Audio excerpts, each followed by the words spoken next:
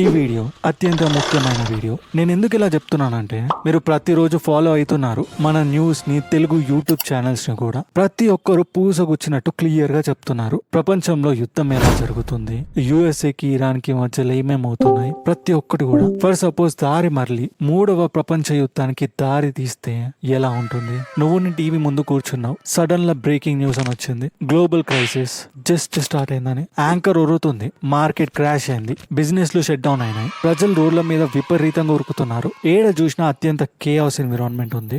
కానీ నువ్వు అవన్నీ పక్కన పెట్టి నీ సిచ్యువేషన్ గురించి ఆలోచించు. ఒకవేళ నువ్వే స్టాక్ మార్కెట్ లో ఇన్వెస్ట్ చేసుంటే నీ పోర్ట్ఫోలియో క్రాష్ అవుతుంది, అది నువ్వు క్లియర్ గా చూస్తున్నావు. లేదా ఒక బిజినెస్ ని నువ్వు రన్ చేస్తున్నావు, నీ కస్టమర్స్ డిసపియర్ అయిపోవడం నువ్వు గమనిస్తావు. ఇవన్నీ కాదు, నువ్వు ఒక జాబ్ ని వేసుకుంటున్నావు, నీ శాలరీ కట్ అవుతుంది, వరస్ట్ సిచ్యువేషన్ లో ఉన్నా గానీ వారు నీకు శాలరీ మాత్రం పే చేయట్లేదు. సరే, ఉన్న సేవింగ్స్ నీ బ్యాంక్ లోనే ఉన్నాయి, కానీ నువ్వు దాన్ని విత్డ్రాల్ కూడా చేయలేవు. నువ్వు ఒక ప్లేస్ లో స్టక్ అయిపోయినావు, ఆ ప్లేస్ లో ప్రతి ఒక్కరు స్టక్ అవుతారు. నువ్వు బయటికి పరిగెట్టావు, బ్యాంక్స్ ముంగట అతి పెద్ద లైన్ ఉంది, అందరి దగ్గర ఒక టెన్షన్, అతి పెద్ద కన్ఫ్యూజన్ పెట్టుకొని తిరుగుతున్నారు. అందరికి కావాల్సింది కూడా వాళ్ళ పైసలు వాళ్ళకే, కానీ అవి కూడా దొరకట్లేదు. ఇక సడన్ గా ఇదంతా పెద్ద మ్యాటర్ కాదు, నువ్వు ఇన్వెస్టర్ అయినా, ఎంప్లాయీ అయినా, బిజినెస్ ఓనర్ అయినా, ప్రతి ఒక్కరికి ఈ తాకుతుంది. నీ రెంట్ డ్యూ అయింది, నువ్వు రెంట్ లో ఉంటే నీ సేవింగ్స్ లాక్ అయి ఉన్నాయి. ఇక ఫస్ట్ టైం ఎదగాలనే ఆలోచనను పక్కన పెట్టి ఇప్పుడు నేను ఎలా సర్వైవ్ అవ్వాలి అనే ఆలోచననే నీకు అతి ముఖ్యమైన విషయం లాగా మారింది. ఇంకా నువ్వు అనుకుంటున్నావా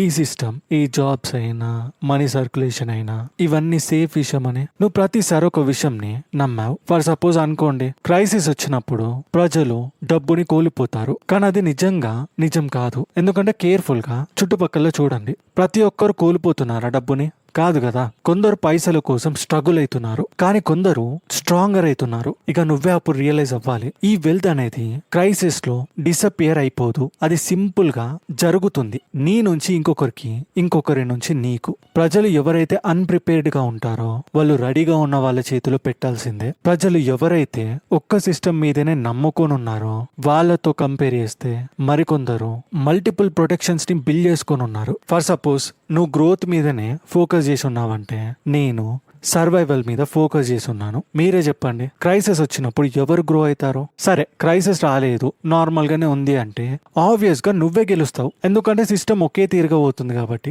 అప్పుడు నీ గ్రోత్ కూడా నీకు స్మార్ట్ గానే అనిపిస్తుంది. కానీ బ్యాడ్ టైమ్స్ కూడా ఉంటాయి కదా, అప్పుడు ఎవరు గెలుస్తారో?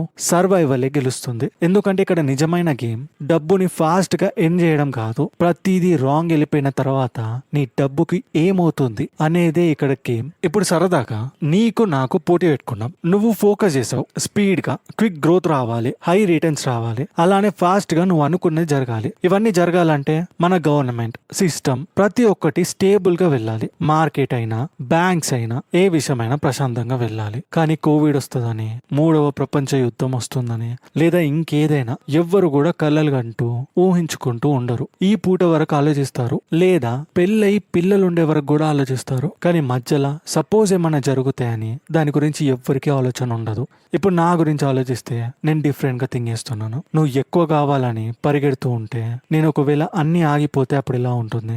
ఎందుకంటే మంచి టైమ్స్ లో మన మైండ్ సెట్ స్మార్టర్ గా కనిపిస్తుంది, కానీ బ్యాడ్ టైమ్స్ వచ్చినప్పుడే మన మైండ్ సర్వైవల్ మోడ్ కి షిఫ్ట్ అవుతుంది. ఇంకా ఇక్కడ అత్యంత డేంజరస్ విషయం ఏంటంటే, ఇది స్లోగా మార్కెట్ కిందకు వచ్చినట్టు ఉండదు. ఫర్ సపోజ్ ఎవరైనా వార్ ని డిక్లేర్ చేశారంటే అక్కడ మార్కెట్ క్రాష్ అయినట్టే. విత్ ఇన్ సెకండ్స్ లో కూడా, మినిట్స్ లో కూడా బిజినెస్ లు కూడా షట్ డౌన్ అయిపోతాయి. మనకున్న జాబ్స్ ఇన్స్టాంట్ గా డిసపియర్ అయిపోతాయి. నువ్వు నమ్మిన సిస్టమ్ ప్రతిదీ బ్రేక్ అవుతుంది. నీ మనీని నువ్వు చెక్ చేసుకుంటావు, స్టక్ అవుతుంది. విత్డ్రాల్ కోసం పోతే అక్కడ లిమిట్ ఉండదు. నువ్వు ఎంత వెయిట్ చేసినా, ఏది చేసినా గానీ నీ ఫ్యామిలీని నువ్వు ముందుకు నడిపించాలంటే నీ దగ్గర ఎంతో కొంత కూడు ఉండాలి. ఇదే విషయం 2011లో జపాన్ లో ఎర్త్ క్వేక్ వచ్చింది, ఇంకా సునామీ కూడా. ప్రజలు స్టోర్స్ కి వెళ్లారు, అది కూడా పరిగెడుతూ. కేవలం గంటలలోనే స్టోర్స్ మొత్తం ఖాళీ అయిపోయినాయి, ఎవరికి దొరికిన వాళ్ళు తీసుకొని వెళ్ళిపోతూనే ఉన్నారు. 2008 ఫైనాన్షియల్ క్రైసిస్, బ్యాంక్స్ ప్రతి ఒక్కటి పడిపోయినాయి, ప్రజలు లైన్లలో నిల్చున్నారు, కేవలం వాళ్ళ మనీని వాళ్ళు విత్డ్రా చేసుకోనికే.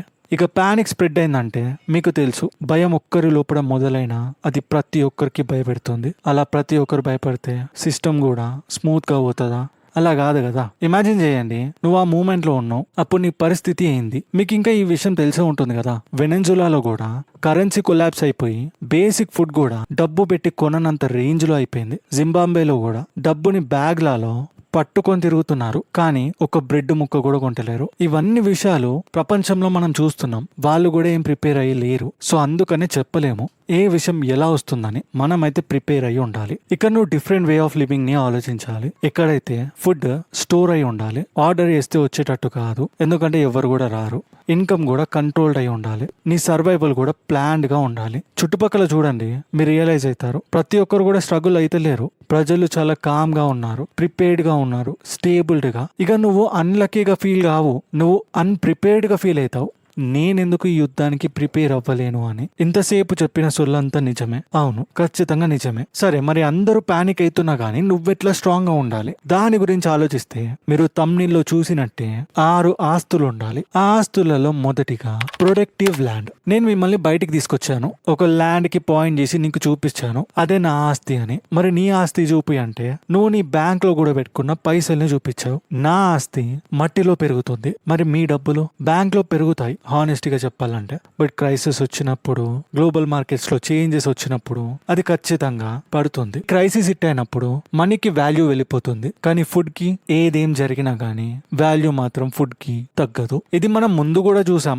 Weimar hyper inflation. ప్రజలు ఎవరి దగ్గరనైతే క్యాష్ ఉంటుందో వాళ్ళు ఒక్క రాత్రిలో పేదవాడైపోయాడు, కానీ ఫార్మర్స్ వాళ్ళు పవర్ఫుల్ గా మారారు. ప్రజలు వాల్యుబుల్స్ ని ట్రేడ్ చేస్తున్నారు. జ్యువెలరీని ఇవ్వటం అయినా, ఫర్నిచర్ నైనా, వాళ్ళ ఇంట్లో ఏ వాల్యుబుల్ థింగ్ అయినా అది ఇచ్చేసి బేసిక్ ఫుడ్ ని అడుక్కుంటున్నారు. జింబాబ్వేలో కూడా కరెన్సీ మళ్ళొకసారి కొలాప్స్ అయింది, మళ్ళా సేమ్ రిజల్ట్, క్యాష్ ఫెయిల్ అయింది, కానీ తిండి మాత్రం గెలిచింది. ఇక డే ఎండ్ లో మీకేమర్థం అవుతుంది, డబ్బుని ఎవరు తినరు, కానీ ఫుడ్ ని మాత్రం నువ్వు పెంచొచ్చు. ఇక ఎవరైతే ఫుడ్ ని కంట్రోల్ చేస్తారో వాళ్ళు సర్వైవల్ ని కంట్రోల్ చేస్తారు. అందుకనే మాక్సిమం ఫ్యామిలీస్ లో మన ముత్తాతలు చేసిన తప్పుని మనం ఇప్పటి వరకు ద్వేషిస్తాం. అదే జాగలని అమ్మటం. 500కి 3000కి జాగలు అమ్మేటోళ్ళు, అది కూడా ఎందుకు, తాగి తిరగనీకి. అదే జాగా మనకి ఇప్పుడు ఉండుంటే. ఇప్పుడు రెండవ ఆస్తి గురించి మాట్లాడితే బంగారం. ఇదొక స్మాలర్ గా చిన్న రాయి లాగా కనిపిస్తుంది, కానీ అది అత్యంత అరుదైన రాయి. మన ఇండియాలో ఉమెన్స్ కి అదొక గ్రేటెస్ట్ వాల్యుబుల్ థింగ్, అలానే ఒక పవర్ఫుల్ వెపన్ కూడా. ఇదేమి ఇన్వెస్ట్మెంట్ కాదు, ఇది ప్రొటెక్షన్. ఎందుకంటే సిస్టమ్ చేంజ్ అవుతుంది, కరెన్సీస్ కూడా చేంజ్ అవుతాయి, కానీ బంగారం మాత్రం అది అలానే ఉంటుంది. దీన్ని మనము మళ్ళీ కూడా చూసాం, దీని గురించి పెద్దగా చెప్పాల్సిన అవసరం కూడా లేదు. కానీ సింపుల్ గా పాస్ట్ లో ఒక దాని గురించి గుర్తు చేసుకుందాం. ఫ్రెంచ్ రెవల్యూషన్ అప్పుడు ఒక కొత్త పేపర్ కరెన్సీని ఇంట్రడ్యూస్ చేశారు. స్టార్టింగ్ లో ప్రజలందరూ దాన్ని నమ్మారు, కానీ ఫ్యూ వీక్స్ లో దానికి చిన్న వాల్యూ కూడా లేకుండా పోయింది. ప్రజలు ఎవరైతే పేపర్ మనీని హోల్డ్ చేసుకొని ఉన్నారో వాళ్ళు ప్రతిదీ కోల్పోయారు, కానీ ఎవరైతే గోల్డ్ ని పట్టుకొని ఉన్నారో వాళ్ళు చెక్కు చెదరకుండా ఉన్నారు. ఈవెన్ ఈ రోజు కూడా ప్రపంచం మొత్తంలో ఉన్న కొన్ని సెంట్రల్ బ్యాంక్స్ ఈ బంగారం ని కొంటుంది. ఎందుకు? డబ్బు మీద నమ్మకం బ్రేక్ అయినప్పుడు ఈ గోల్డ్ ఒక ఫాల్ బ్యాక్ లాగా వస్తుంది. మనం స్క్రీన్ మీద నంబర్స్ ని పట్టుకొని ఉంటే ఈ గోల్డ్ ఒక సంథింగ్ వాల్యుబుల్ థింగ్ ని పట్టుకొని ఉంటుంది. క్రైసిస్ వచ్చినప్పుడు నీకు రిటర్న్స్ రావాల్సిన అవసరం లేదు, నీకు సర్టనిటీ కావాలి. ఆ సర్టనిటీ ఇచ్చేదే ఈ బంగారం. ఇప్పుడు మూడవ ఆస్తికి వస్తే ఎసెన్షియల్ బిజినెస్. ఇప్పుడు నేను ఒక డిఫరెంట్ విషయం నీకు చెప్తాను. గోల్డ్ గురించి కాదు, ల్యాండ్ గురించి కాదు, ఒక బిజినెస్ గురించి. కేవలం ఒక బిజినెస్ అనే పేరుతోటే కాదు, అదొక ఎసెన్షియల్ వన్. ఫుడ్ అయినా, ఫ్యూయల్ అయినా, మెడిసిన్ అయినా. ఎందుకంటే క్రైసిస్ వచ్చినప్పుడు ప్రజలు లగ్జరీ ఐటమ్స్ ని కొనుక్కుంటూ ఉండరు, కానీ వాళ్ళు సర్వైవ్ అవుతూ ఉంటారు. ఈ విషయంని మనం ఇంతకు ముందు కూడా చూసాం. బ్రెజిల్ హైపర్ ఇన్ఫ్లేషన్ అప్పుడు ప్రైసెస్ మల్టిపుల్ టైమ్స్ లో చేంజ్ అవుతున్నాయి ఒక్క రోజులోనే. అంటే పొద్దున 100 రూపాయలకి ఏదైతే వస్తుందో అది ఈవినింగ్ వరకు 500 రూపాయలు అవుతుంది. ప్రజలు కూడా కన్ఫ్యూజ్ అయిపోయారు, కానీ బిజినెస్ ఎసెన్షియల్ గా సెల్ చేస్తుందా? ఈ మాటకి అర్థం అవును. ఆ బిజినెస్ పెట్టుకున్న వాళ్ళు సఫర్ అవ్వరు, వాళ్ళు ప్రైస్ ని అడ్జస్ట్ చేస్తూ ఉంటారు, వాళ్ళు ఎర్న్ చేసుకుంటూనే ఉంటారు. ఎందుకంటే ఏదేం జరిగినా ప్రజలకి తిండి అవసరం, బేసిక్ నీడ్స్ అవసరం. నువ్వు ఇన్కమ్ మీదనే డిపెండ్ అయి ఉన్నావు, కానీ నేను ఇన్కమ్ ని ఏది క్రియేట్ చేస్తుందో దాని మీద డిపెండ్ అయినా. ఇక్కడ చాలా పెద్ద డిఫరెన్స్ ఉంది. గుడ్ టైమ్స్ లో ఏ బిజినెస్ అయినా మంచిగానే పనిచేస్తుంది, కానీ బ్యాడ్ టైమ్స్ వచ్చినప్పుడే ఎసెన్షియల్ బిజినెస్లు మాత్రమే సర్వైవ్ అవుతాయి, అవే పెరుగుతాయి కూడా. మొన్న కూడా పెట్రోల్ బంక్స్ ఉండవు, రేట్లు పెరుగుతాయి అన్నప్పుడు ముందే ప్రజలు వెళ్ళి కొట్టించుకున్నారు, కానీ ఆ ప్రైజెస్ నెల తర్వాత కూడా అలానే పెరిగి ఉన్నాయంటే ప్రజలు కొట్టించుకోకుండా ఉంటారా?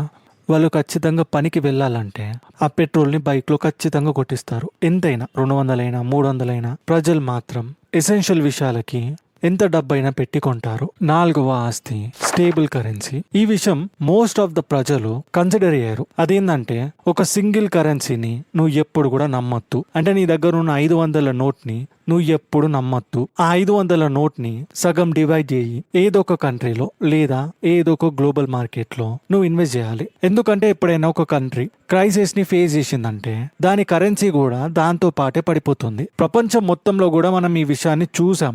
లాటిన్ అమెరికన్ డెట్ క్రైసిస్ లో కొన్ని కంట్రీస్ ఉన్నాయి, అర్జెంటీనా, బ్రెజిల్. వాళ్ళ కరెన్సీస్ ని కొలాప్స్ అవ్వడం వాళ్ళు చూశారు. మిడిల్ క్లాస్ ఫ్యామిలీస్ వాళ్ళ ఎంటైర్ లైఫ్ సేవింగ్స్ ని వాళ్ళు కోల్పోయారు.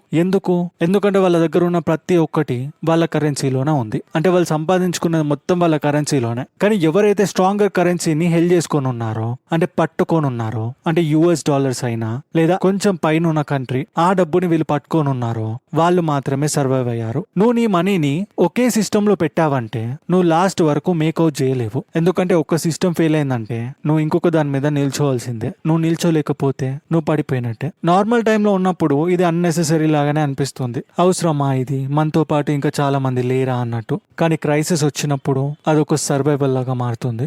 5వ ఆస్తి రియల్ ఎస్టేట్. ఇక మీకు నేను ఇప్పుడు ఒక సాలిడ్ విషయంని చూపిస్తా. నువ్వు దాన్ని టచ్ చేయొచ్చు. అదే రియల్ ఎస్టేట్. ఎందుకంటే ఏదేం జరిగినా ప్రజలకి కావాల్సింది ఒక ఇల్లు, వాళ్ళు బ్రతకడానికి.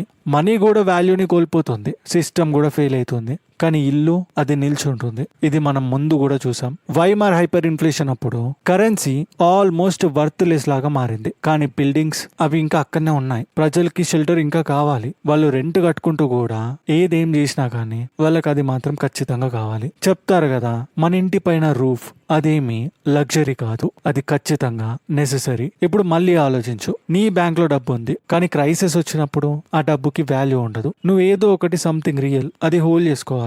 ఎందుకంటే కేయాస్ లో ఉన్నా గానీ ప్రతి ఒక్కరికి ఒక ల్యాండ్, షెల్టర్ అవసరమే. అవేమి మాయమైపోవు. అందుకనే రియల్ ఎస్టేట్ కేవలం సర్వైవే కాదు, అది రిలవెంట్ గా ఉంటుంది. మన పెద్దవాళ్ళు కూడా అన్నారు కదా, నీకంటూ ఈ భూమి మీద గింజంత జాగనైనా సంపాదించి పెట్టుకో అని. నీ ల్యాండ్, నీ ఇల్లు మోస్ట్ వాల్యుబుల్ ఆస్తులు. ఇప్పుడు చివరిది ఇంకా 6వ ఆస్తి ఎసెన్షియల్ స్కిల్స్. ఇప్పుడు నేను నిన్ను చూసి క్లియర్ గా చెప్తాను, ఇది మోస్ట్ పవర్ఫుల్ ఆస్తి అని. స్కిల్ అనేది ఏ విషయమైనా నీ నుంచి తీసుకోగలుగుతారు. దౌర్జన్యంగానైనా ఏదో ఒక విధంగా అయినా డబ్బు దాని వాల్యూని కోల్పోతుంది. బ్యాంక్స్ ఫ్రీజ్ అవుతాయి, బిజినెస్ కూడా ఫెయిల్ అవుతుంది. కానీ స్కిల్స్ అవి మనం చచ్చేంత వరకు మనతోటే ఉంటాయి.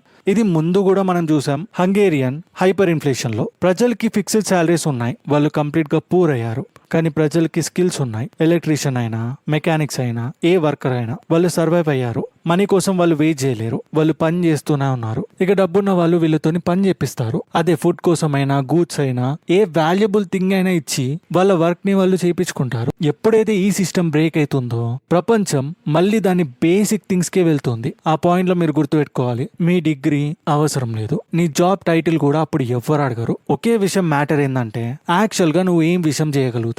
ఎందుకంటే ఈ స్కిల్స్ ఫ్రోజన్ అవ్వవు, ఎవ్వరు కూడా తీసుకెళ్లిపోరు. క్రైసిస్ వచ్చినప్పుడు ఇవే అసలైన పవర్. ఎవరికైతే ఏదో ఒక స్కిల్ వాళ్ళ సొంతంగా ఉంటుందో వాళ్ళు ఖచ్చితంగా గ్రో అవుతారు. ఇప్పుడు మీరు చూసారు, ఇదంతా ఏం బ్యాడ్ లక్ కాదు, ఇది బహిరంగంగా చూపించబడింది. నువ్వు సెక్యూర్ గా ఉన్నావని నువ్వు అనుకుంటావు, నిజమే నువ్వు సెక్యూర్ గానే ఉన్నావు. కానీ ఈ సిస్టమ్ ప్రాపర్ గా పని చేస్తుంది కాబట్టి నువ్వు సెక్యూర్ గా ఉన్నావు. అది ఒక్కసారి అటు ఇటు షేక్ అయినా గానీ నువ్వు కూడా ఊగి కింద పడతావు. నువ్వు దేని మీద డిపెండ్ అయి ఉన్నావో అవన్నీ కోల్పోతూ ఉంటావు. ఇక అప్పుడే నీకు తాకుతుంది. నువ్వు రియల్ వెల్త్ ని బిల్డ్ చేయవు, నువ్వు సున్నితమైన వెల్త్ ని బిల్డ్ చేస్తున్నావు. ఒకసారి చుట్టుపక్కల చూడండి, కొంతమంది స్ట్రగుల్ అవుతూ ఉంటారు, కొంతమంది కామ్ గా ఉంటారు, స్టేబుల్ గా. కానీ మరికొంతమంది కామ్ గా ఉంటారు, స్టేబుల్ గా ఉంటారు, ఈవెన్ గ్రో అవుతూ కూడా ఉంటారు. ఎందుకు? ఈ వెల్త్ అనేది క్రైసిస్ లో డిసపియర్ అయిపోదు. నేను ముందుగా చెప్పినట్టే అది ట్రాన్స్ఫర్ అవుతుంది, నీ నుంచి నాకు, నా నుంచి ఇంకొకరికి. ఇది ముందు కూడా మనం చూసాం. 2008 ఫైనాన్షియల్ క్రైసిస్ అప్పుడు చాలా మంది ప్రతిదీ కోల్పోయారు. కొంతమంది చాలా రిచ్ అయ్యారు ఆ టైంలో, మరి కొంతమంది రిచ్ గా ఉండి కూడా పూర్ అయ్యారు. ఎందుకంటే డిఫరెంట్ ప్రిపరేషన్ లో వాళ్ళు ఉన్నారు. కానీ ఇప్పుడు నీకు చాయిస్ ఉంది. ఎందుకంటే ఒకరికి తాకినప్పుడు మనని మనం అడ్జస్ట్ చేసుకుంటాం అనేది ఉంది కదా.